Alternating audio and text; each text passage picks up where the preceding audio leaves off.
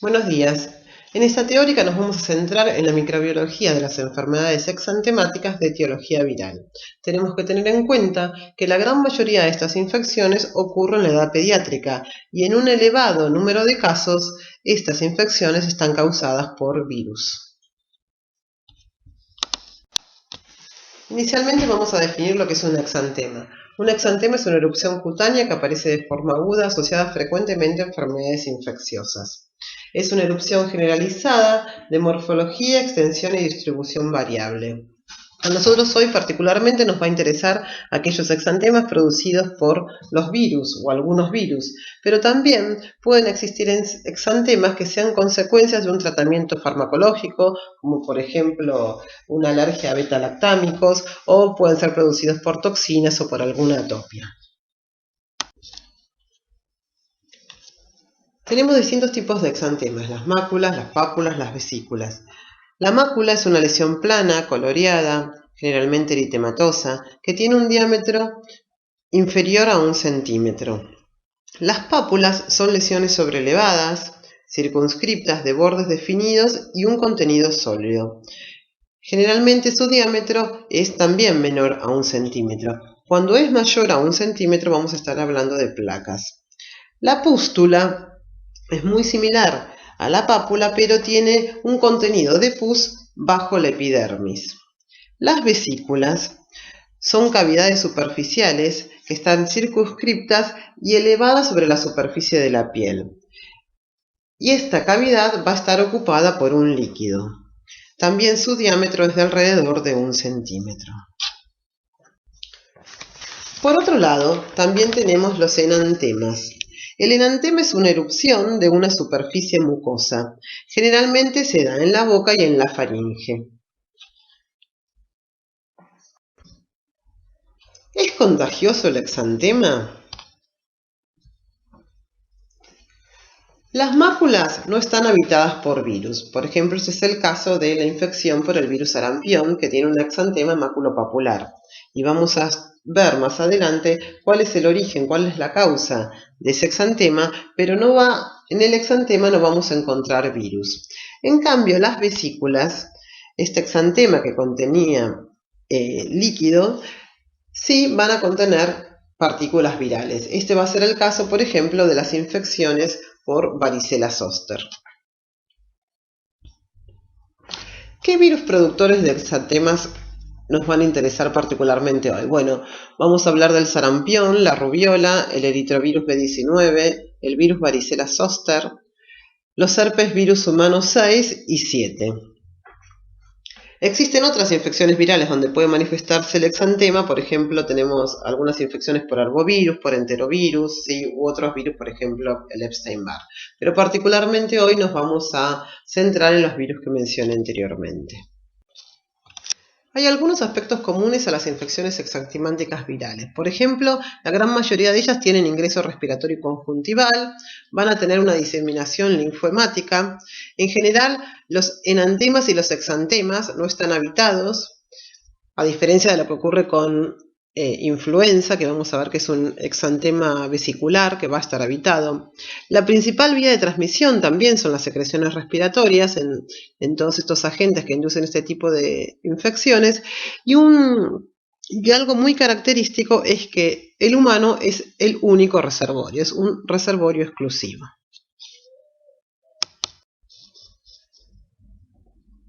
Vamos a iniciar con sarampión. La infección por sarampión sigue siendo actualmente una de las causas de morbilidad y mortalidad en niños a lo largo de todo el mundo, principalmente en niños pequeños. Aunque existe una vacuna segura y económica, es una vacuna muy eficaz. En 2017 la enfermedad causó 110.000 defunciones en todo el mundo y la mayoría eran en niños menores de 5 años. Entonces, esto es algo que tenemos que revertir. ¿Por qué la vacuna no llega a la población pediátrica? Bueno, puede ser distintas causas, o por logística, o por dificultades en el financiamiento de las vacunas, y también por creencias filosóficas o todos estos nuevos colectivos que tienen que ver con los movimientos antivacunas. Respecto a la clasificación, el virus sarampión pertenece a la familia Paramyxoviridae y al género Morbillivirus. Dentro de esta familia existen otros virus de gran importancia médica, como puede ser el virus incisional respiratorio, el virus de la parotiditis, los virus para influenza, pero hoy nos vamos a centrar particularmente en el virus sarampión. El virus sarampión es un virus envuelto y su genoma está comprendido por una molécula de ARN de polaridad negativa. A diferencia de lo que ocurre con el virus influenza, que su genoma está segmentado, en este caso el genoma es lineal. Por lo tanto, podemos inferir que la variabilidad de este virus va a ser menor que lo que ocurre con el virus influenza.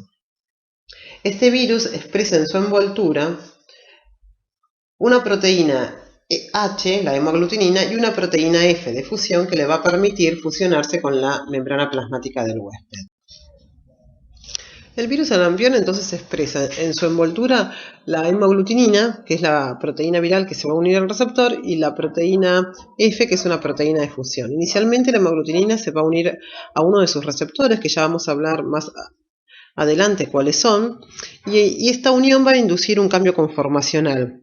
Luego de ese cambio conformacional se va a activar también el cambio conformacional en la proteína F y va a exponer sus sitios de fusión, y entonces estos sitios de fusión se van a insertar en la membrana plasmática, permitiendo de esta manera que se fusionen la envoltura viral con la membrana plasmática.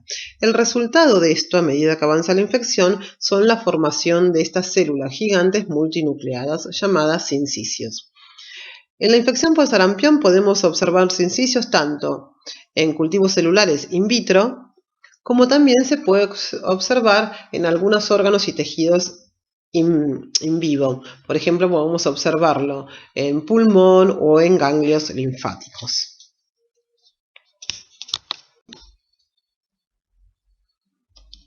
El virus sarampión se transmite por secreciones respiratorias. Y respecto a su epidemiología, podemos observar en la figura A que si graficamos el número de casos notificados de sarampión sobre los años, podemos observar un patrón característico donde hay ciertos picos, o sea, un aumento en el número de casos en ciertos momentos y en otros disminuye. Esto se debe al encuentro de poblaciones susceptibles. Cuando en una población hay muchos individuos susceptibles, entonces el virus va a infectar, dado que es altamente contagioso. Este virus se ha hecho un estudio que indica que una persona infectada es capaz de transmitir el virus entre 9 y 18 personas. Entonces, cuando en esa población se encuentran individuos susceptibles, este virus se disemina rápidamente y la resultante es que vamos a tener muchas personas infectadas. Ahora, en otros momentos, luego que sucede este fenómeno, vamos a tener un decaimiento en el número de casos de sarampión, y es porque en la población ya no quedan individuos susceptibles. ¿Cuál es la explicación de esto? Es que el virus sarampión, una vez que infecta a una persona, da inmunidad duradera de por vida. Entonces uno no puede volver a desarrollar esta enfermedad. A medida que avanzan los años, vemos que estos picos van disminuyendo, y eso también tiene que ver porque estas poblaciones empezaron a ser vacunadas en esta época.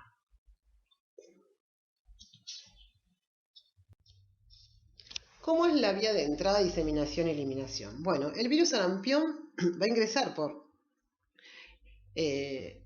las vías respiratorias, por las secreciones respiratorias, va a ingresar a los epitelios respiratorios, y acá se van a infectar las células dendríticas y los macrófagos.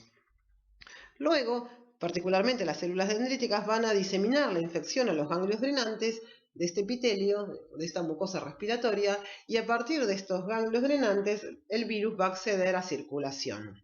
Una vez que el virus accede a la circulación, van a estar comprometidos otros ganglios, ¿sí?, del cuerpo, y otros órganos y tejidos, haciendo la infección sistémica. Este virus también se va a liberar por las secreciones respiratorias, y va a ser a través de la infección de células del epitelio respiratorio, que vamos a explicar continuamente. El virus sarampión tiene distintos receptores que van a permitir el ingreso del virus a la célula. Inicialmente podemos describir el receptor CD150, que es un receptor de la activación de la señalización linfocitaria, que por este receptor pueden ingresar a células dendríticas, células macrofágicas, que son las que primero se infectan con el virus sarampión, y también células T activadas, tanto cepas de salvajes de la infección por sarampión como la cepa vacunal. Por otro lado, tenemos la molécula CD46, que es una molécula cofactor de membrana que es la que utiliza únicamente la vía vacunal para el ingreso del virus a la célula, y esta molécula CD46 se expresa en la mayoría de las células nucleadas. Estos receptores son utilizados en las etapas tempranas de la infección por sarampión, como vamos a explicar en las diapositivas siguientes. Pero por otra parte tenemos otro receptor, que es el receptor nectina 4, que se expresa en las células epiteliales de la mucosa respiratoria. La utilización de este receptor le va a servir al virus para volver al lumen y poder de ahí ser transmitido a otro huésped, como vamos a explicar en las diapositivas siguientes. En las etapas tempranas de la infección por sarampión, el virus va a ingresar por el tracto respiratorio y va a migrar desde el tracto respiratorio superior al inferior. En esta migración, el virus va a encontrarse con macrófagos residentes o células dendríticas que expresan la molécula CD150. Estas células se van a infectar por sarampión y particularmente las células dendríticas van a migrar hacia los ganglios drenantes y allí van a ofertar el virus a linfocitos T y a linfocitos B, que van a permitir la amplificación de esta infección. El virus va a acceder entonces a circulación y de ahí va a acceder a otros ganglios del cuerpo, como también a otros órganos y tejidos, resultando en una infección sistémica.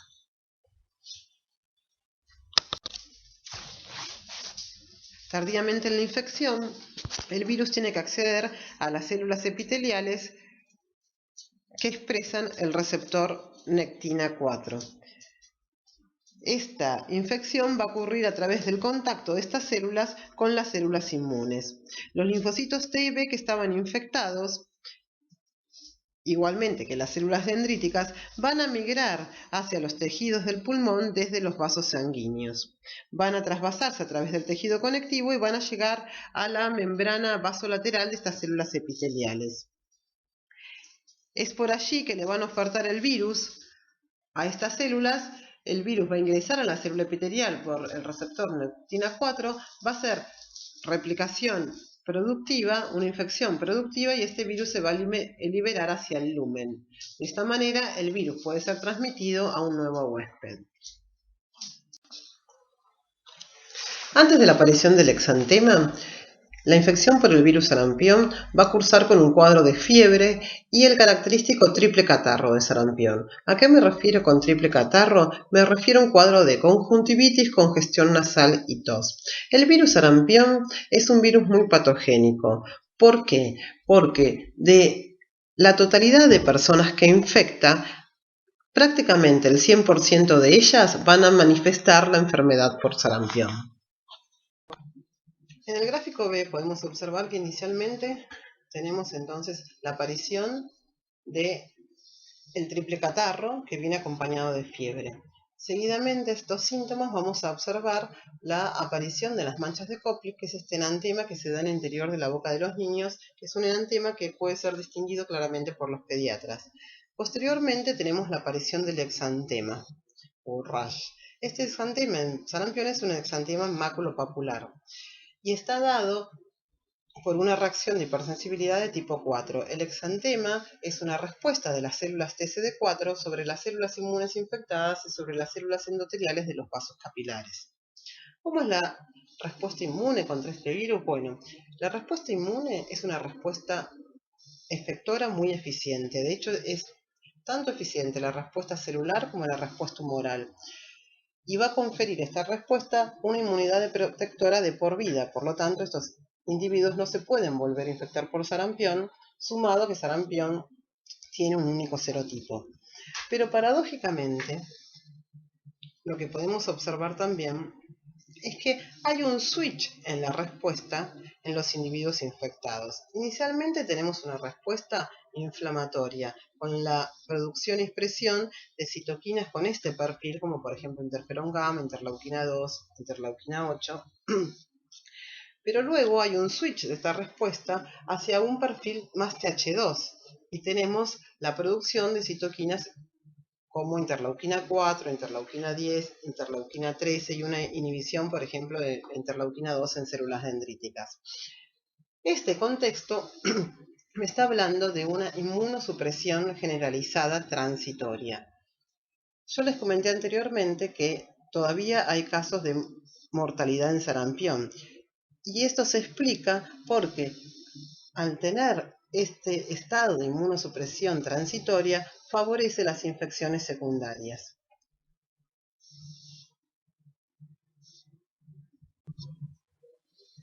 ¿Cuáles son los posibles mecanismos que me explican esta inmunosupresión transitoria? Es una inmunosupresión transitoria, es distinta, por ejemplo, a la inmunosupresión que podemos observar con el virus HIV. Entonces, en sarampión, ¿qué podemos observar? Inicialmente podemos observar, por ejemplo, una alteración en la funcionalidad de las células dendríticas. Estas células dendríticas van a expresar o van a producir menos interleuquina 12 y van a tener una defectuosa presentación antigénica. Lo mismo ocurre con la estirpe monocitos macrófagos. Por otro lado, se vio que en los linfocitos T tenemos inducida la apoptosis de estos linfocitos, hay una proliferación anormal de ellos mismos y las citoquinas que empiezan a producir estos linfocitos son citoquinas de un perfil más regulatorio Th2. Estamos hablando, por ejemplo, de interleuquina 4 e interleuquina 10. Acá podemos observar entonces el exantema maculopapular característico. Bueno, como bien lo dice acá, aparece primero en la cara y detrás de las orejas y luego se distribuye en forma centrífuga al tronco y a las extremidades. Y podemos observar una imagen de un niño que claramente se enfermó. Porque un dato característico también de sarampión es que es un virus muy patogénico. De todas las personas que se infectan con sarampión, prácticamente el 100% de ellas manifiestan la sintomatología y la enfermedad por sarampión. ¿Cuáles son las complicaciones de este virus sarampión? Bueno, las complicaciones más importantes pueden ser o las infecciones secundarias, ¿sí? Por ejemplo, una neumonía por sarampión, pero también tenemos otras como una queratoconjuntivitis, estomatitis, laringitis, otitis medias, y hay afecciones que su blanco de acción es el sistema nervioso central. Entonces vamos a tener encefalitis como una complicación importante de sarampión. Entonces, las más graves, para reforzar la idea anterior, son la bronconeumonía, que es la más frecuente de todos, y las encefalitis. Las encefalitis pueden ser ponzoinfecciosa, subaguda o la panencefalitis esclerosante subaguda, que es una complicación de sarampión y es uno de los ejemplos paradigmáticos o el ejemplo paradigmático de una infección lenta. Es una infección que tiene un tiempo de incubación muy importante.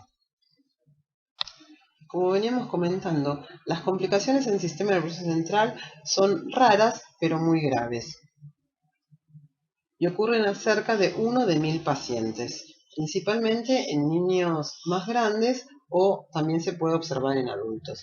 Inicialmente podemos describir la encefalomielitis que ocurre dentro de las 2 semanas luego de aparecido el exantema y está caracterizada por fiebre, convulsiones y varias anormalidades neurológicas. Lo que se observa en esta encefalomielitis es una demielinización y una inflamación, ¿sí? La respuesta inmune responde contra la proteína básica mielina. La ausencia de virus en el cerebro sugiere que esta encefalomielitis postsarampionosa es un desorden autoinmune disparado por el virus sarampión. Otras complicaciones en el sistema nervioso central, que ocurren meses o años después, están dadas por la encefalitis a cuerpos de inclusión y la panencefalitis esclerosante subaguda, los cuales están causadas por la infección persistente del sistema nervioso central por sarampión. La encefalitis por cuerpos de inclusión es una enfermedad rara, pero es fatal, y tiene complicaciones que están asociadas con la alteración o el deterioro progresivo neurológico, que afecta a individuos que tienen su inmunidad celular defectiva. La encefalitis por cuerpos de inclusión ha sido descrita en chicos con problemas renales y chicos trasplantados. Por otra parte, la encefalitis, la panencefalitis esclerosante subaguda, es una complicación de sarampión que ocurre en alrededor de 1 cada 10.000 o 100.000 pacientes y está caracterizada por convulsiones y un deterioro progresivo del conocimiento cognitivo y de las funciones motoras, seguida de la muerte. También es una manifestación fatal del virus sarampión. La panencefalitis esclerosante subaguda ocurre principalmente o más a menudo en personas luego de los 2 años de edad, mayores de 2 años de edad. Por eso son tan importantes los programas de vacunación, porque no solo los programas de vacunación me impiden la manifestación o los síntomas primarios del virus sarampión, que pueden ser leves, sino también que me impiden el desarrollo de estas complicaciones.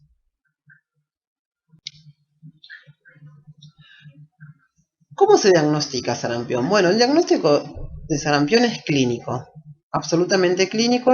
Un pediatra puede distinguir claramente si un niño está infectado con sarampión, pero puede ser confirmado. Puede ser confirmado por un diagnóstico indirecto, midiendo IgM específica, que se detecta desde la aparición del exantema y hasta 4 semanas después, o también puede ser detectado a través de la seroconversión, ¿sí? Midiendo seroconversión de IgG.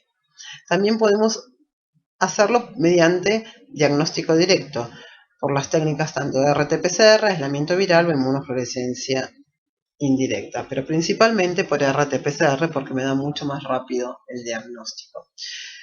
En estos momentos que tenemos vacunación, sobre todo en nuestra población, que tenemos vacunación y que podemos tener brotes de sarampión, sí o sí el personal de salud está obligado a realizar la confirmación por un diagnóstico, principalmente se hace RT-PCR.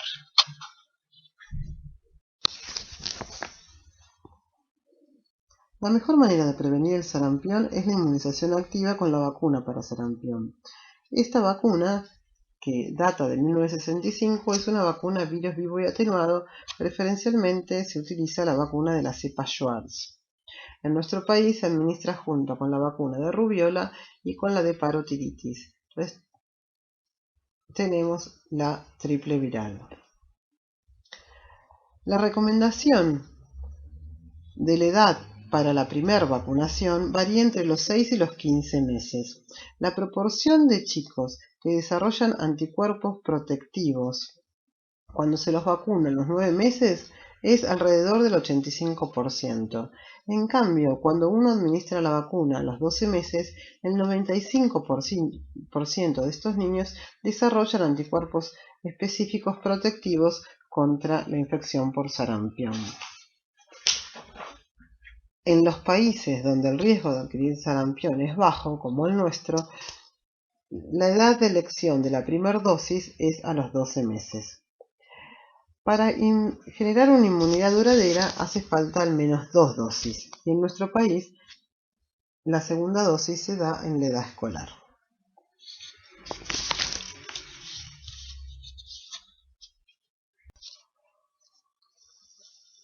Hay mucha evidencia que demuestra que la vacuna es muy eficaz y segura. El gráfico que estamos observando, que grafica el número de casos sobre los años, podemos observar que el número de casos de sarampión a nivel global desde 1980 al 2017 ha descendido drásticamente. Y esto es inversamente proporcional a la cobertura de la vacuna, que es lo que podemos observar en la curva azul. Vamos observando que desde el 80 al 2017, cómo va aumentando la curva de cobertura de la vacuna. A su vez, también podemos demostrar cómo la vacuna evita las muertes por sarampión. Miren, en este gráfico observamos en la línea gruesa las muertes estimadas con vacunación, que están por acá abajo, ¿sí? Alrededor de 0,5 en el número de muertes estimada por millones, ¿sí? 0,5 millones de muertes.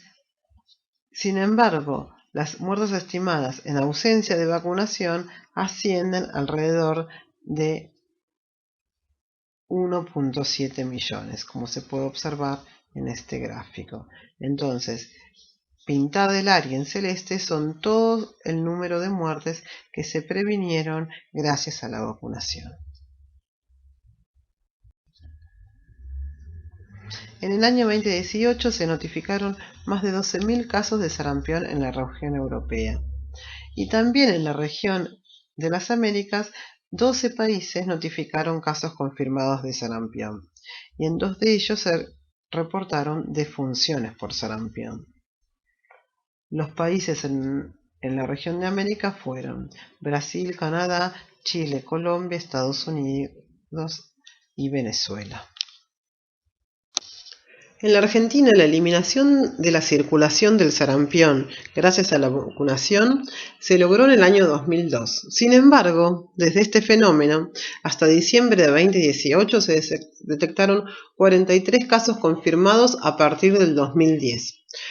Todos tuvieron que ver con casos importados. Los principales brotes posteriores a la eliminación ocurrieron en el año 2010, como dijimos antes, 17 casos, y en el 2018, 14 casos agrupados en 3 brotes. En el siguiente gráfico podemos observar los casos confirmados de sarampión y la cobertura de la triple viral en la Argentina desde 1953 hasta 2017. Podemos observar que por un lado tenemos los casos de sarampión y en el otro eje tenemos graficado el tiempo. Podemos observar que desde 1953 a 2017 ha habido una disminución constante y bastante drástica de los casos notificados de sarampión. Sobre todo, particularmente desde 1979, que es donde se introduce la vacunación en nuestro país entre los 9 y los 15 meses de edad de los niños. En 1999 se produce la introducción al calendario nacional de la vacuna triple viral, que, como ya habíamos mencionado anteriormente, confiere protección contra las infecciones de sarampión, rubiola y parotiditis. Después hubo ciertas campañas de aceleración que se dieron en mujeres en edad prefértil, en el año 2006 y particularmente enfocada a los hombres en el año 2008, entre los 15 y los 39 años de estos individuos. En las estrellitas rojas lo que marcan son los casos importados de sarampión que hubo estos últimos años. Y podemos observar que hubo 3 casos en el 2009, 3 casos en 2011, un caso en 2014, 17 casos en 2010, que tuvo que ver con, particularmente coincidió con el Mundial en África, en Sudáfrica, el Mundial de Fútbol. 2012 es un caso y en el 2017 3 casos de sarampión. Acá les quiero mostrar uno que tiene que ver con una alerta, que es un caso de sarampión confirmado en la provincia de Santa Fe. Se trataba de un paciente de 35 años residente de la ciudad de Rosario, pero que tenía sin antecedentes de vacunación y que había viajado a Hong Kong, tomando un vuelo que tenía escalas en Vancouver y en Toronto. Finalmente se confirmó que este paciente tenía la infección por sarampión.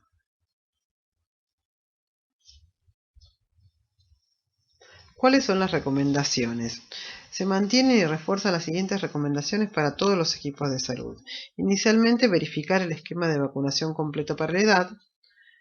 De 12 meses a 4 años deben acreditar una dosis de triple viral.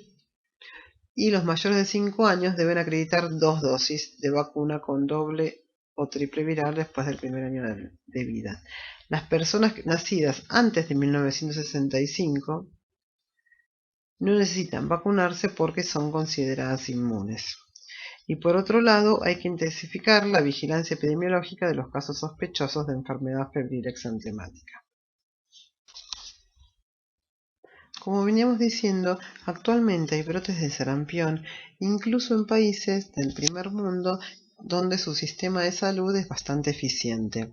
Una de las explicaciones de estos grupos son los colectivos antivacunas, grupos de personas que luchan, que pelean, que tratan de imponer una idea de que las vacunas hacen daño o que los efectos adversos comprometen la salud.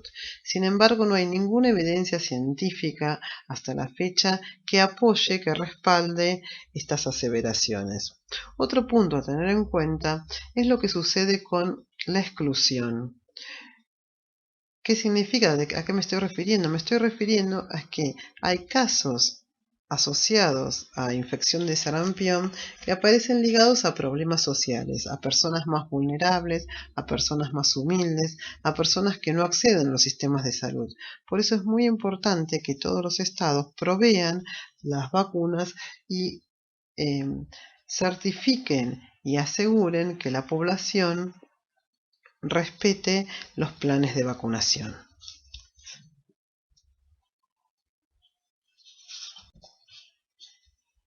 Entonces, en nuestro país se han hecho algunos folletos, ¿sí? Como campañas, que por ejemplo ese que estamos mostrando ahora, que dice alerta sarampión, que es el sarampión, explican lo que es el sarampión, la sintomatología del sarampión y las recomendaciones. O sea, inicialmente, sobre todo poniendo todo el énfasis en la vacunación. Y algo muy importante son las recomendaciones para viajeros. Si uno va a viajar a países como Brasil, Canadá, Colombia, Guatemala, Estados Unidos, Europa, México, Perú y Venezuela, hay que verificar que uno tenga el calendario completo de vacunación, el esquema completo de vacunación. Los niños de 6 a 11 meses deben recibir una dosis de la vacuna, y en caso de presentar síntomas durante el viaje o dentro de las 3 semanas del regreso, hay que consultar inmediatamente al médico.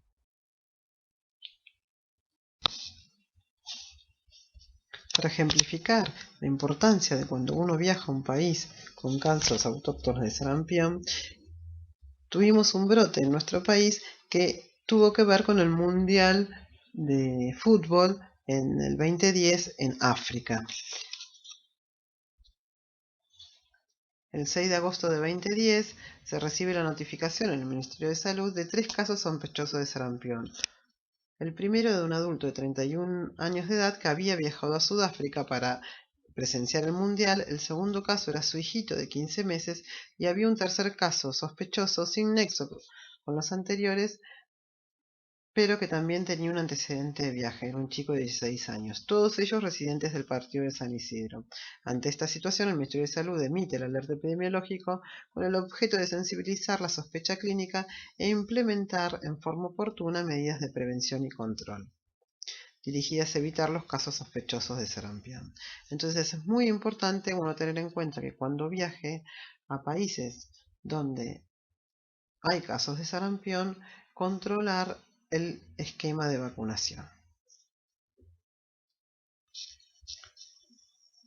Para reforzar esta idea es muy linda esta gráfica que plantea que si uno visita otro país, proteja a su familia de sarampión. Entonces pensar en sarampión. Entonces te indica en qué países circula este virus. Entonces, antes de viajar, controlar sobre todo a los bebés y a los chicos si tienen o no tienen la vacunación, y después de viajar llamar al médico o contactarse con un médico si uno tiene fiebre y exantema durante las 3 semanas luego de volver del viaje, y describir obviamente el lugar donde uno viajó. Entonces lo importante para los viajeros es tener muy en cuenta, ¿sí?, pensar en sarampión. Bueno, ahora vamos a hablar del virus rubiola. Nos vamos a centrar en el virus rubiola como un virus capaz de producir una infección exantemática, pero también vamos a comentar un poco de su manifestación más importante, que es el síndrome de rubiola congénita, aunque esto se va a profundizar mucho en la teórica de congénitas, de infecciones congénitas. Continuamos con el virus rubiola. El virus rubiola pertenece a la familia Tobacillidae y al género Rubivirus. Este virus es un virus envuelto de ARN de simple cadena de polaridad positiva.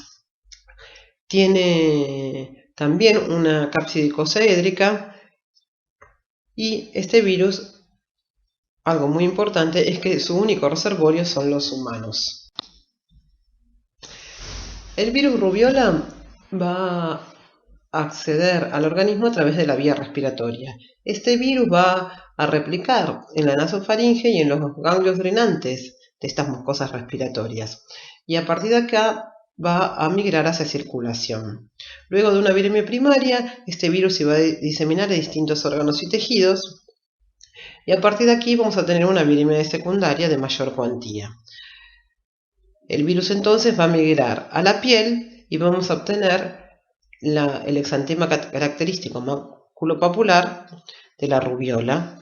Y por otro lado, también el virus se puede transmitir de la madre al hijo y puede acceder a partir de la viremia secundaria a la placenta. Y en esto sí, en los fetos de estas madres o en los niños de estas madres podemos tener el síndrome de rubiola congénita que vamos a describir más adelante. La máxima excreción del virus nasofaringea es 3 días antes y hasta 7 días después de la aparición del exantema. Entonces, este es el momento más importante donde la infección se puede transmitir a otro huésped. El virus rubiola congénita dijimos que iba a replicar en la nasofaringe y va a acceder entonces a una replicación tanto en el tracto respiratorio, después de como hablamos anteriormente, puede acceder a los ganglios drenantes, a la piel, a las articulaciones y se puede transmitir de la madre al hijo e infectar placenta o el feto. Entonces, las manifestaciones que vamos a obtener es tos o un dolor de garganta no tan importante. De hecho, uno puede visualizar la infección inicialmente observando el enrojecimiento de la faringe. En la piel vamos a observar las manifestaciones del exantema, este exantema maculopapular. Este virus puede cursar con linfoadenopatías, sobre todo hay linfoadenopatías posauriculares, suboccipitales y laterocervicales. También este virus induce la formación de inmunocomplejos que se pueden depositar en las articulaciones y podemos tener artralgia, también podemos tener artritis. Y bueno, y dijimos que el rubiola se transmite de la madre al hijo y puede generar placentitis o daño fetal. ¿Cómo es el curso de infección? Si uno evalúa los días de evolución de la enfermedad, inicialmente la infección por el virus rubiola va a cursar con linfoadenopatías y un malestar que es mucho más importante en adultos que en niños. A los 4 o 5 días de evolución de la enfermedad vamos a tener la aparición del exantema, que generalmente viene acompañado con fiebre y también viene acompañado con conjuntivitis y síntomas de resfriado.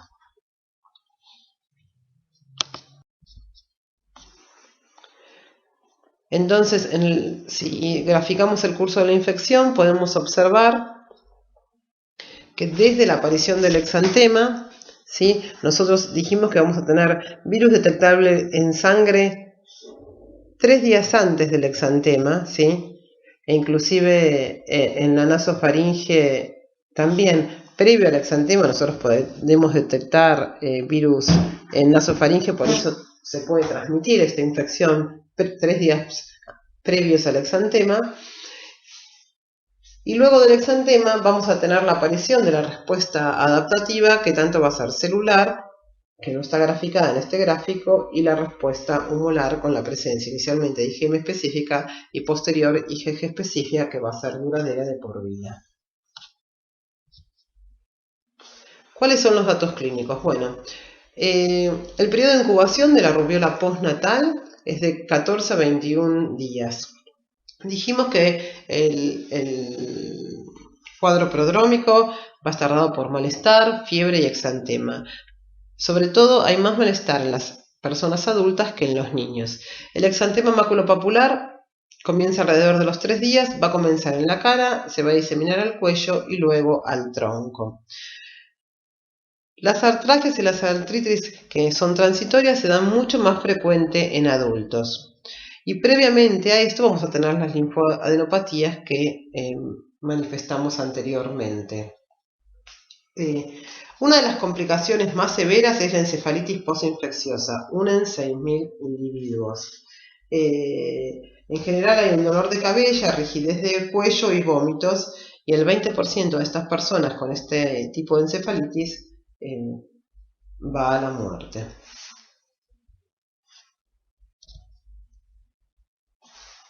¿Cómo es el síndrome de rubiola congénita? Bueno, en la rubiola congénita, que es la consecuencia más grave de la rubiola, o sea, absolutamente grave, la madre va a adquirir la primoinfección durante el primer trimestre de embarazo y los bebés pueden tener como manifestaciones, como las resultantes de esta infección por rubiola, además de placentitis en la madre, pérdida de visión, ceguera, pérdida de audición, patologías cardíacas, discapacidad cognitiva y parálisis cerebral. O sea, es una infección muy pero muy grave. Ya ustedes van a profundizar estos conocimientos en la teórica de infecciones congénitas, pero lo que le podemos ahora comentar es que el virus va a atravesar e infectar la placenta, por eso puede tener placentitis, va a replicar en los tejidos fetales y va a causar la muerte celular e interrumpir el crecimiento y alterar la diferenciación celular. Por eso hay mucho mayor daño durante el primer trimestre de embarazo. En estas células podemos observar necrosis de células tanto del cito como del sincicio trofoblasto, anormalidades mitocondriales y disrupción del citoesqueleto. Entonces, en conjunto, todas estas alteraciones pueden causar las malformaciones que nombramos anteriormente y, como última y muy grave complicación, el aborto. En la siguiente diapositiva, la tabla muestra las anormalidades asociadas con la rubiola congénita, con el síndrome de rubiola congénita. Podemos observar que tenemos distintos tipos de defectos, por ejemplo, defectos oculares, defectos cardíacos, defectos en el sistema nervioso central y otros defectos menos específicos como puede ser el retraso en el crecimiento. Si uno analiza el riesgo de adquirir rubiola durante el embarazo, podemos observar que va a depender de cuándo la mamá tenga su primoinfección. Entonces, si la primoinfección materna es anterior de las 10 semanas, el 90% de los niños nacidos de estas mujeres van a nacer con algún defecto de estos nombrados anteriormente. En cambio, a medida que vamos avanzando en el embarazo, si la mujer adquiere su primoinfección, tiene su primoinfección en etapas más tardías del embarazo, el riesgo de que los bebés nazcan con defectos decrece drásticamente. ¿Cómo es el algoritmo de estudio para detectar los casos de sarampión rubiola? Bueno, inicialmente con una muestra de suero, también se recolecta orina y aspirado nasofaringeo que se van a reservar para su derivación en caso de resultados positivos o indeterminados. Entonces, en la muestra de suero vamos a hacer una determinación de la infección aguda, sobre todo de la rubiola postnatal o por IgM. Si la muestra me da positiva o indeterminada, vamos a tener un caso probable. Entonces se deriva la muestra de suero junto con la de orina y aspirado nasofaringeo a un centro de referencia para la confirmación de esta muestra. Entonces se confirma y si da negativas, se va a actuar como el algoritmo de una muestra negativa, que lo vamos a describir más adelante, y si da positiva, se confirma esta determinación por PCR. Si la PCR da positiva, es un caso confirmado, y si da negativa, se solicita una segunda muestra de suero 14 días después de la primera, para evaluar una seroconversión. Si seguimos el algoritmo y luego, del paso que la IgM me había dado negativa, pueden pasar dos eventos distintos. Si la muestra es de más de 5 días post-exantema, es un caso descartado. O sea que si me da negativa el IgM y la muestra es de más de 5 días post-exantema, yo digo que este paciente no está infectado con rubiola. Ahora, si la muestra es menor, fue tomada antes de los 5 días post-exantema, sigue siendo un caso sospechoso no conclusivo. Entonces se le refiere al paciente que se debe tomar otra muestra a partir del 5.º día del exantema. La prevención para la infección por el virus sarampión se hace a través de una profilaxis activa con la vacuna que es a virus vivo y atenuado, específica contra rubiola, que es de la cepa RA273. También hay gamma globulina hiperinmune, pero esta no sirve como tratamiento profiláctico. En el gráfico que podemos observar se muestran los países que la cobertura de la vacunación en los países, y en celeste clarito, como es lo que ocurre en nuestro país, se muestran los países que introdujeron la vacunación en años anteriores al 2014. La siguiente tabla muestra la vigilancia epidemiológica de los virus sarampión y rubiola, de la circulación de los virus de sarampión y rubiola en las Américas. Y podemos observar, particularmente en el caso de rubiola, que no se observan en las Américas hasta el 28 de enero de 2018 ni casos importados ni relacionados con la importación, ni adquiridos en los países, ni desconocidos de infecciones con rubiola. Sin embargo, en nuestro país, hasta junio de 2019 hubo al menos la confirmación de 2 casos. Uno de una persona adulta de 33 años, un extranjero que manifestó y se confirmó la infección por rubiola, y luego un niño de 7 años de la ciudad de Buenos Aires que no presentaban antecedentes de vacunación. Y también se confirmó la infección por rubiola. Esto es algo que hay que tener muy en cuenta, y sobre todo las mujeres en edad fértil, por lo que estuvimos viendo del síndrome de rubiola congénita.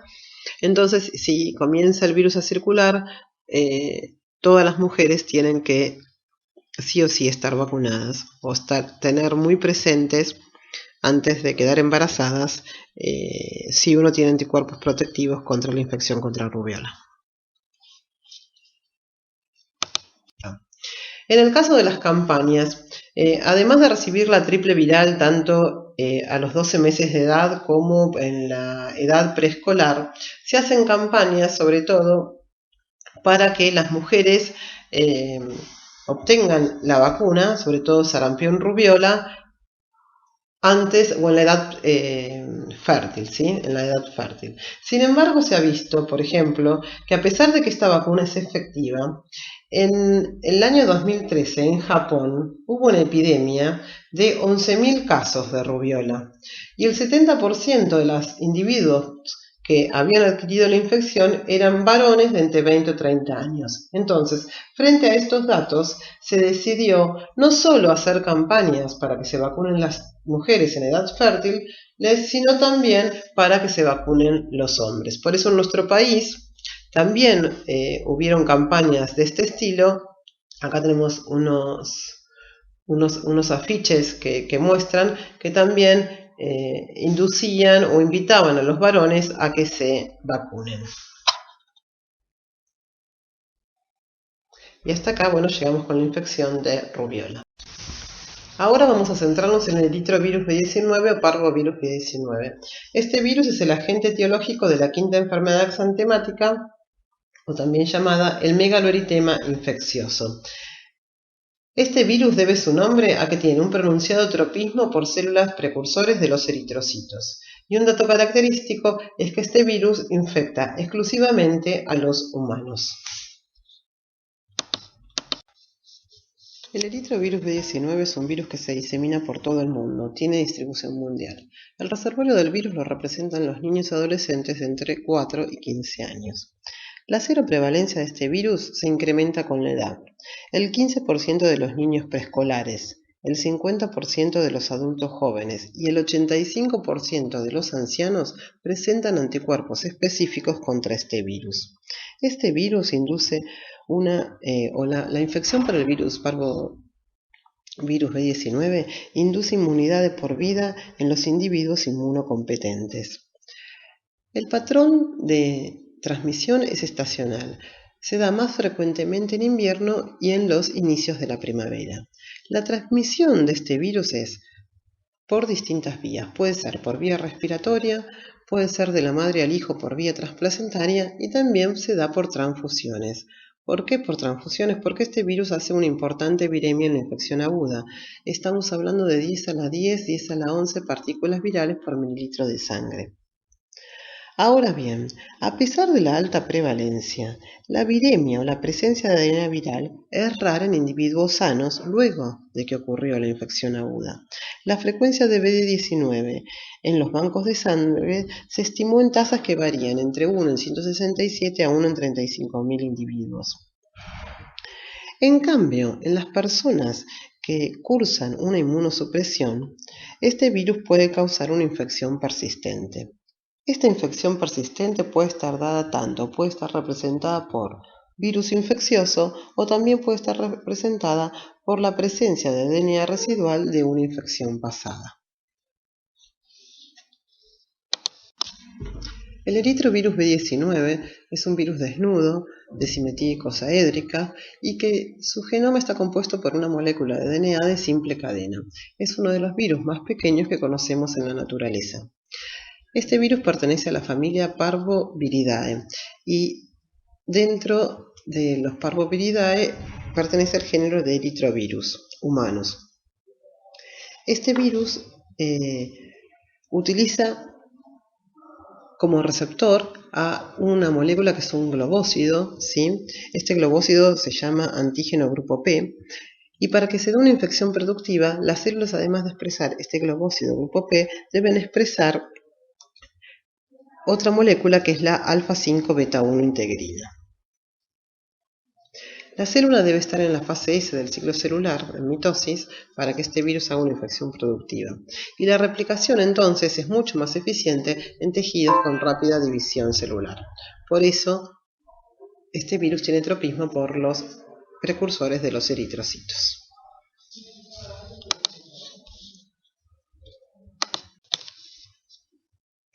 Respecto a la patogenia, podemos decir que este virus es transmitido por vía respiratoria y por secreciones orales, también mismo que se puede transmitir de la madre al hijo y por transfusiones sanguíneas.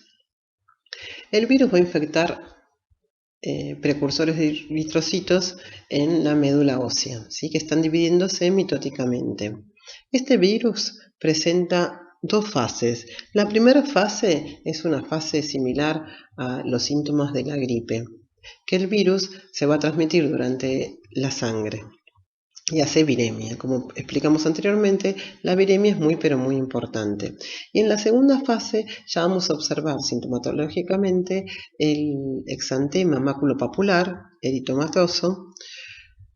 También podemos observar la artralgia y la artritis, que está causada por los inmunocomplejos circulantes. Como este virus tiene una altísima viremia, todos esos anticuerpos que se generan contra la infección se van a acomplejar y estos anticuerpos acomplejados pueden depositarse, por ejemplo, en las articulaciones.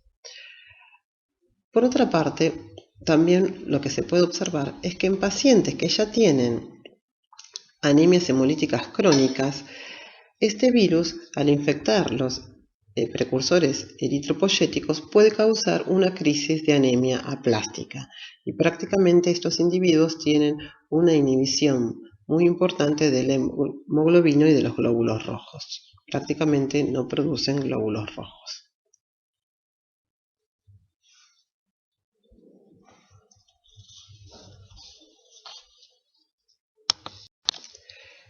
Este virus puede cursar de manera asintomática o sintomática. El 50% de estas infecciones son subclínicas y el otro 50% observamos manifestaciones clínicas, es una infección sintomática. En los niños, particularmente, este virus induce eritema infeccioso o la quinta enfermedad exantemática, que es el mal de la cachetada. Esta imagen que mostramos acá es muy característica de la infección. Es un niño claramente como si le hubiesen pegado una cachetada. ¿Sí? Es el megaloeritema infeccioso. A su vez, este virus en pacientes con anemias hemolíticas crónicas puede causar crisis de anemia plástica. Entonces, estos individuos tienen una disminución muy importante de la hemoglobina y cursan con anemia. Por otra parte, por el depósito de inmunocomplejos, como dijimos anteriormente, este virus puede causar artralgia y artritis. En los inmunosuprimidos, este virus puede inducir infección persistente y también este virus se transmite de la madre al hijo, generando como sintomatología, anemia congénita, hidropesía fetal y en los casos muy graves, aborto. El megaluritema o eritema infeccioso comienza con un pródromo que consta de fiebre, dolor de cabeza, escalofríos, malestar general, mialgias, y que acompaña la fase de viremia de la infección, 7 días antes de la aparición de la erupción del exantema maculopapular. La erupción se da en 3 etapas. Va a comenzar en las mejillas, que es el aspecto de la cachetada, bien rojas, ¿sí? La erupción es maculopapular, entonces en ella no vamos a encontrar virus, no va a estar habitada ese exantema. Luego, entonces, de estar en las mejillas, esta erupción va a migrar hacia el tronco y las extremidades. Comienzan entre el 1 a 4 días siguientes. Y en la tercera etapa, que es muy variable en su duración, que puede durar entre 1 a 3 semanas, se caracteriza por marcados cambios en la intensidad de la erupción, con la desaparición periódica completa y recrudecimiento.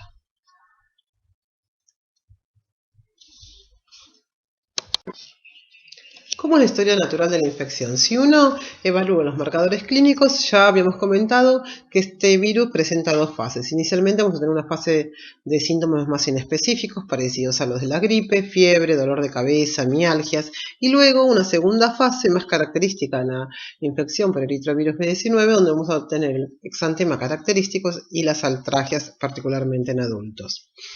Durante la infección aguda uno puede encontrar una elevada carga viral, o sea, la presencia de ADN viral en suero.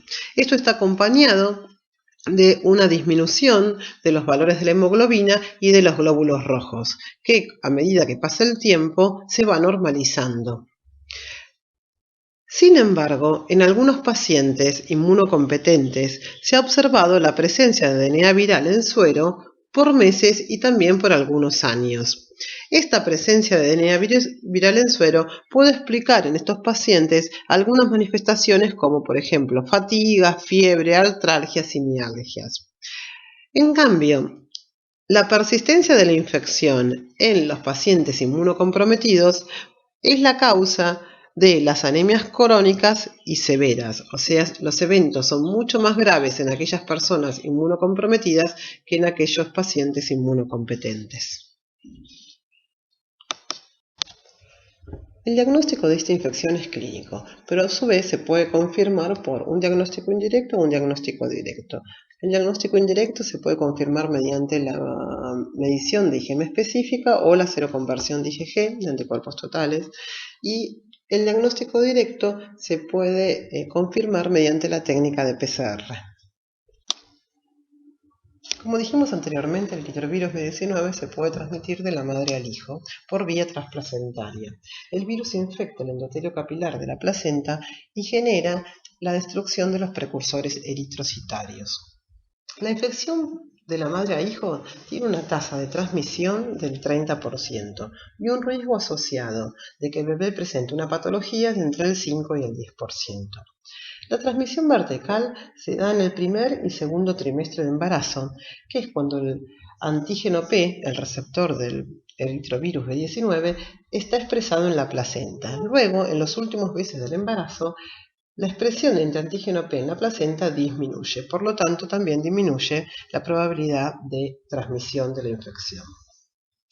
Este virus puede causar anemia, hipoalbuminemia, inflamación del hígado, posible miocarditis, por eso insuficiencia cardíaca, y también puede inducir el desarrollo de hidropesía fetal. La hidropesía fetal es un edema grave donde sale líquido de la sangre y va hacia los tejidos, piel y cavidades, y este fenómeno pone en riesgo la vida del bebé. El riesgo o la tasa de adquisición de esta patología es alrededor entre el 2 y el 5%. En los casos graves también podemos observar que el parvovirus B19 induce aborto fetal.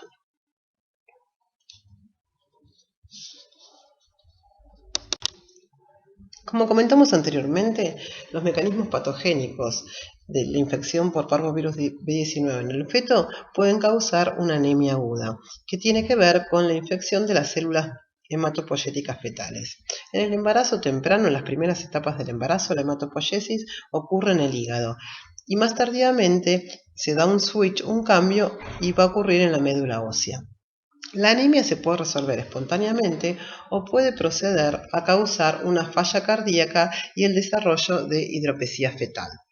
En algunos casos más raros podemos observar el aborto. El virus también puede infectar corazón y por lo tanto puede causar la miocarditis y fallas cardíacas. Hablando de la profilaxis, bueno, no hay una profilaxis activa, así que no hay vacuna para esta infección. Y en los bancos de sangre no se detecta los anticuerpos. Cuando uno va a donar sangre no se detectan los anticuerpos específicos para parvovirus 19 porque la prevalencia en la población general es muy pero muy alta. Seguidamente vamos a hablar entonces de los herpes virus. Algunos virus que pertenecen a esta familia también generan exantemas. Los que nos vamos a centrar en esta clase van a ser los virus varicela zoster y el herpes virus humano 6 y el herpes virus humano 7. Todos los herpes virus son virus envueltos, ¿sí? Que su genoma está compuesto por una molécula de DNA doble cadena. En la envoltura están expresadas sus glicoproteínas y abajo de la envoltura tenemos una estructura que se llama tegumento, que es un material amorfo que rodea la cápside. Inicialmente nos vamos a centrar en el varicela zoster, que es, como ya me imagino que aprendieron bastante, en micro 1 estamos hablando de un único virus, ¿sí? La primera infección es la varicela y la reactivación es el zoster. Son dos enfermedades y un único virus. Este virus tiene una distribución mundial. El hombre es el único reservorio. La prevalencia de esta infección es muy importante. Antes de la vacuna, que ahora actualmente tenemos una vacuna que en nuestro país se vacuna a los 12 meses de edad, el 80-90% de los niños de 12 años presentaban anticuerpos específicos.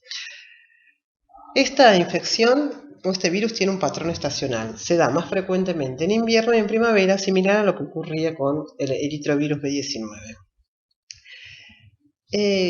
La infección por varicela es una infección muy pero muy contagiosa. La transmisión es a través de las secreciones respiratorias y del líquido de las lesiones cutáneas por contacto directo con la lesión.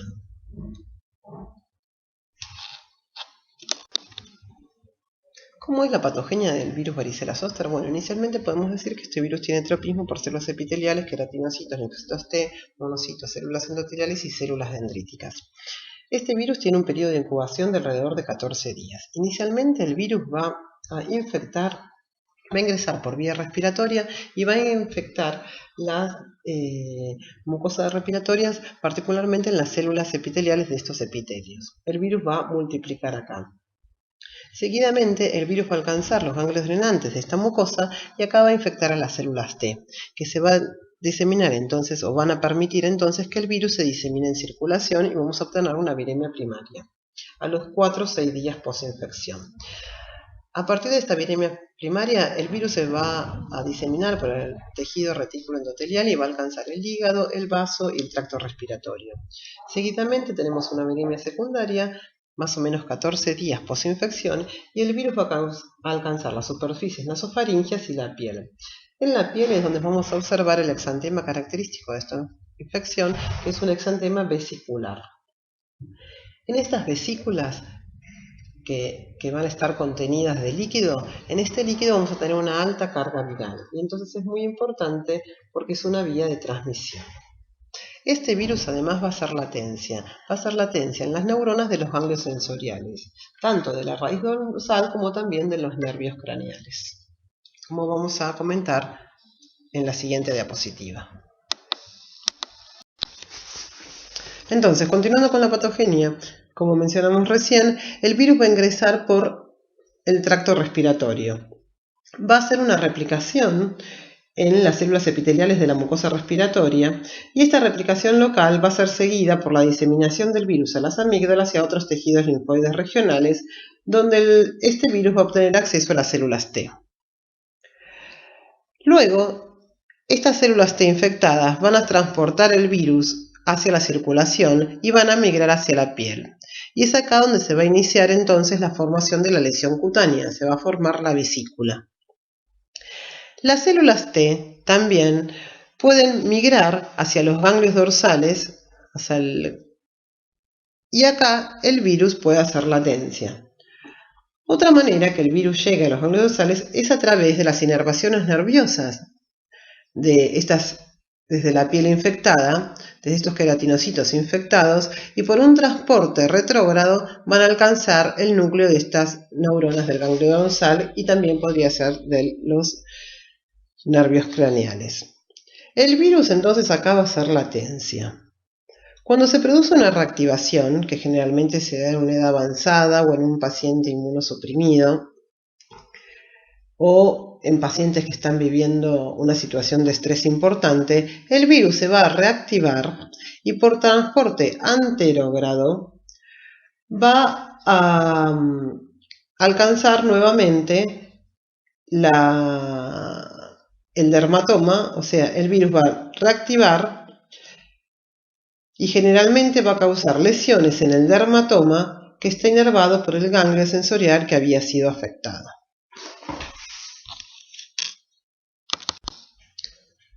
Esta imagen entonces abarca todo lo que estuvimos charlando. Entonces inicialmente el virus va a ingresar por el tracto respiratorio, también puede infectar la conjuntiva y vamos a tener una replicación local en esta mucosa y luego una replicación local en los ganglios que la drenan. Alrededor del día 5 vamos a obtener la viremia primaria y el virus por circulación va a acceder a otros órganos, por ejemplo el hígado y el vaso. Luego, a partir de una viremia secundaria, el virus va a acceder a la piel y alrededor del día 15 vamos a obtener entonces la visualización de este rash particular de varicela zoster que son las vesículas. Se va a activar la respuesta inmune innata y vamos a tener una fuerte respuesta de interferón de tipo 1 y células NK. Y cuando obtenemos alrededor del día 18-20 la aparición de las células T específicas contra varicela zoster, esta aparición o este pico en estas células T va a coincidir con la resolución de las lesiones en la piel. Y además, esta respuesta adaptativa celular va a estar acompañada por la respuesta humoral y vamos a también obtener anticuerpos contra el virus varicela zoster. Contrariamente a lo que se pensaba en épocas pasadas, las reactivaciones del virus varicela zoster son frecuentes y ocurren subclínicamente en muchos casos, o en la mayoría de los casos. Si nosotros graficamos el nivel de resistencia del huésped a la infección por varicela sobre la edad de los individuos, podemos observar que inicialmente y luego de obtener la infección aguda por varicela y las manifestaciones clínicas de esta infección aguda, vamos a observar reactivaciones periódicas. La función de estas reactivaciones va a ser que van a activar a la respuesta de memoria y van a mantener la inmunidad. Sin embargo, la inmunidad decrece con la edad.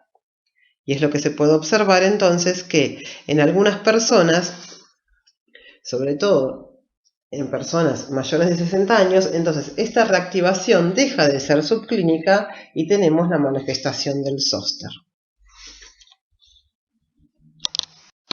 ¿Cómo es el exantema? Bueno, anteriormente dijimos que el exantema tenía un periodo de incubación entre 10 y 21 días, dijimos que las células T van a migrar hacia la piel y alrededor del día 15 vamos a obtener la aparición del rash.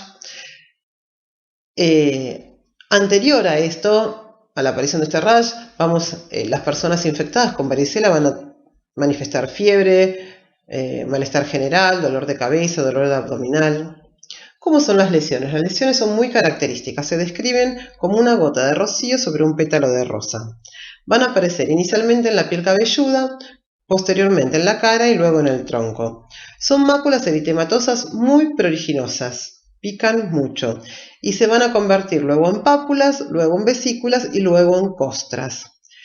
Y una cosa característica también de esta infección es que vamos a ver lesiones en distintas fases de evolución. Algunas pueden estar en la fase de pápulas y otras ya en la fase de vesículas u otras en costras, ¿sí? Eso también es muy característico de la infección por varicela.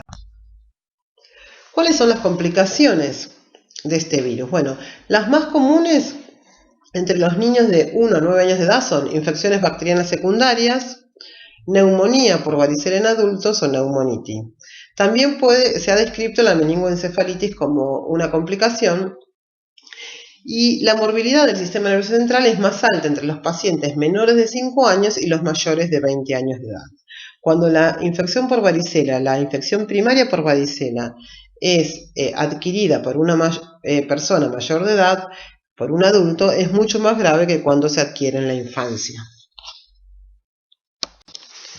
El zóster ocurre principalmente en pacientes mayores de 60 años, donde ya, como hemos visto, la inmunosenescencia es muy característica y se dan eventos donde la inmunidad decrece.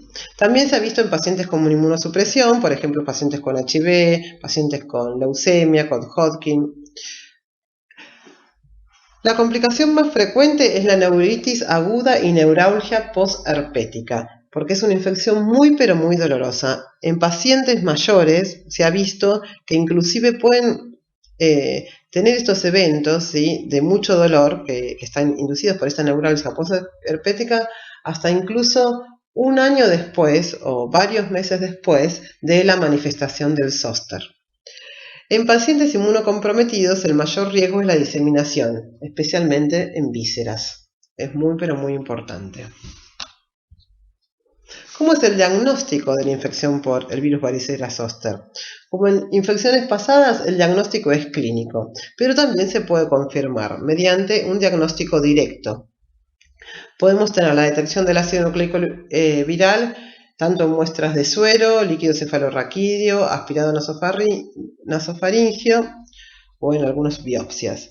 Y también podemos hacer la detección de antígenos virales por inmunofluorescencia indirecta. ¿Cuál es la profilaxis? Bueno, actualmente tenemos una vacuna de la cepa OCA, que es a virus vivo y atenuado, y se da a los 12 años. Se puede aplicar junto con la triple viral. También existe tratamiento y el tratamiento es el aciclovir. Seguidamente vamos a centrarnos en los virus herpes virus 6 y herpes virus 7. Estos virus tienen una distribución mundial. Principalmente las infecciones por estos virus, que son también pertenecientes a la familia Herpesviridae, se da en primavera. Los herpes virus humanos 6, tenemos el herpes virus humanos 6A y B, son dos virus que están cercanamente relacionados. Pero estamos hablando de dos virus que los podemos diferenciar tanto por sus características biológicas, inmunogenéticas o epidemiológicas. El 90 al 99%, podríamos decir el 100% de la población adulta, ha tenido contacto con ambos virus. Estos virus hacen latencia y se reactivan principalmente en situaciones de inmunosupresión, en individuos trasplantados también por el mismo fenómeno y también durante el embarazo. Las células susceptibles de infección por este virus, los blancos principales son las células TCD4, pero también pueden infectar monocitos, macrófagos, células de la glía. Estos virus hacen latencia, principalmente en la estirpe monocito macrófago, pero también se ha visto que puede hacer latencia en células T y en precursores de médula ósea. La transmisión se va a dar principalmente por saliva, porque este virus puede infectar también las glándulas salivares. Y entonces esta va a ser la principal vía de transmisión. Y también la leche materna, como también transmisión de la madre al hijo.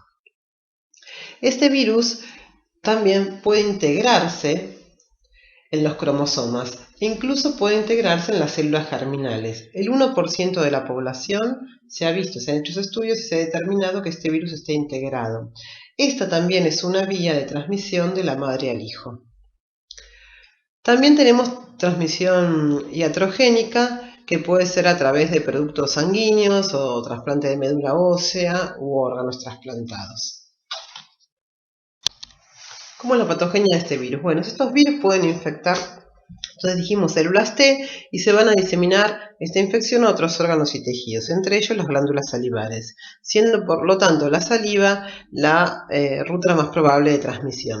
En los individuos sanos o en los niños sanos, este virus va a permanecer en los ganglios linfáticos drenantes y en las glándulas salivares, entonces van a continuar replicando asintomáticamente.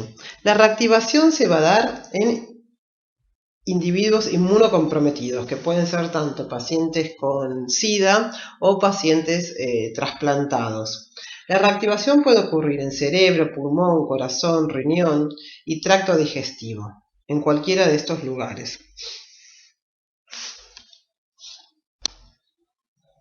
¿Cómo son las manifestaciones clínicas? Bueno, el herpes virus humano 6B y el herpes virus humano 7 causan exantema súbito o rociola del infante, que también puede ser llamada sexta enfermedad exantemática.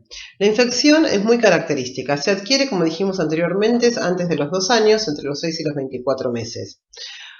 Va a comenzar con una fiebre alta de 39-40 grados por 3 días, luego va a decaer la fiebre y tenemos la aparición del exantema. Se manifiesta el exantema, que va a durar entre 1 y 2 días. También es un exantema maculopapular. La infección en adultos es rara, pero puede cursar como un cuadro de mononucleosis, ¿sí? Es un cuadro mononucleosiforme. En individuos inmunocomprometidos, la reactivación post-trasplante de médula ósea se ha asociado a la reactivación de citomegalovirus, hepatitis, también podemos tener otros exantemas, encefalitis, neumonía. A su vez, la infección por herpes virus humano 6 se ha asociado a esclerosis múltiple, fatiga crónica y otros síndromes proliferativos.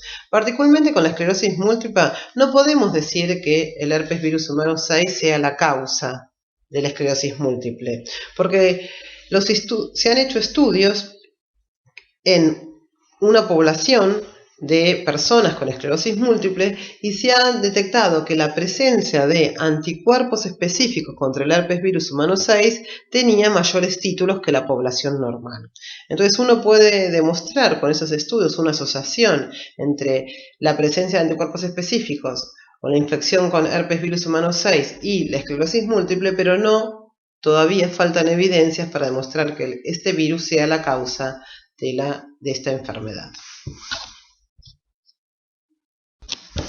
Para concluir, en esta teórica estudiamos aquellos agentes virales que son capaces de generar exantemas. Estos exantemas pueden ser tanto exantemas no habitados, como aquellos que se manifiestan como un exantema maculopapilar, o exantemas habitados, como aquellos que se manifiestan como una vesícula.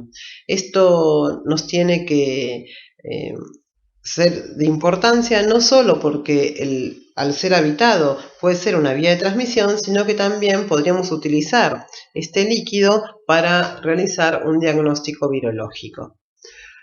Les dejo acá el calendario nacional de vacunación de la Argentina para que ustedes observen y estudien aquellas vacunas que permiten prevenir o que permiten la prevención de estas infecciones exantemáticas virales. Buenos días.